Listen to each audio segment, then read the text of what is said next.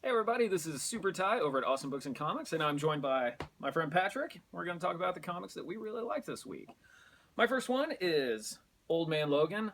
I've always said that I'm not the biggest Wolverine fan, but I'm a huge fan of Jeff Lemire, the writer. The artwork's great, and I was a huge fan of the original series of Old Man Logan and the miniseries during Battle World. This is the ongoing.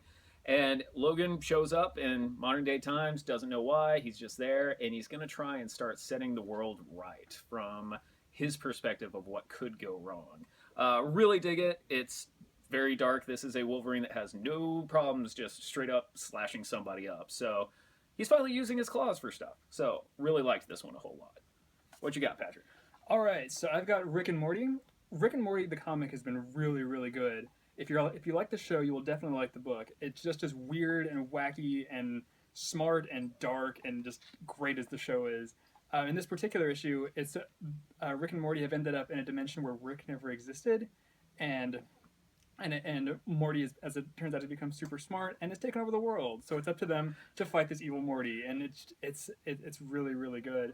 And they also have backup stories in all the issues. And in this backup story, there's a great callback to the episode Close Rick Counters of the Rick Kind, where Jerry goes off for a job interview when he's actually going to have a fun day with Doofus Rick because Doofus Rick was nice to him. So it's very, very good. Awesome, awesome. My next one is one of the new Vertigo series called Art Ops. Artwork is by Mike Allred, who, if you've ever read any of his stuff, it's this awesome pop art kind of stuff. Basically, all art is alive, and there's this group called the Art Ops that is basically ensuring that art stays protected. They even take what's her name, Mona Lisa, out of a painting to ensure that she doesn't get stolen and replace her with a fake. And then she starts her own rock punk band, and then the main guy, his arm gets ripped off, and it's now made of paint, and he's super strong. It's just classic crazy weirdness that I'm all about. So if you want something that's just totally out there with some awesome art, definitely pick this up. It's super great. All right, so there have been a couple books from Valiant Comics that I've been looking forward to for a long time that I'm really excited about. The first one is going to be Faith. It's written by Jody Houser, and so Faith is the fan favorite character from the series Harbinger. She's great because she's one of us. She's a fangirl. She regularly will quote Doctor Who and Joss Whedon, and I especially loved it because she makes a Red Dwarf reference at one point in the book. Oh, dude, really? Yeah, Oh, awesome. she calls somebody a smeghead, and I was like, Ah, dude, that's wonderful. that's so good. But it's really fun. It's just really fun, bright, positive superheroics. Like, she's just a very, very positive character. And what I really like about her is that when a lot of characters, they get superpowers, they're like, oh, angst, oh, what do I do? And she's like, no, this is awesome. I'm going to be a superhero. So, yeah, so Faith is really good. There's been a lot of really positive buzz about it, and it more than lives up to the hype. I've really enjoyed it. Awesome. And Red Dwarf for us for this. Yeah. I mean, come on.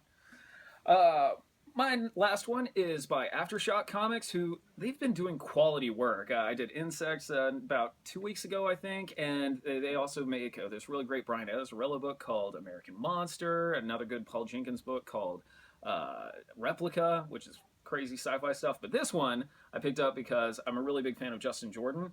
Last week I did his book Luther Strode, which was great. So this one is called Strayer, which it's something that I think everybody needs. It's one dude just fighting giant monsters in a post-apocalyptic landscape. Awesome. And the first issue, he has to defeat this titan, but the way he gets to do it is it's his way out of jail. He kind of got drunk one night and thrown into a jail cell, and he's like, oh, well, I'll take care of that giant monster for you. And they're like, oh, sure, why not?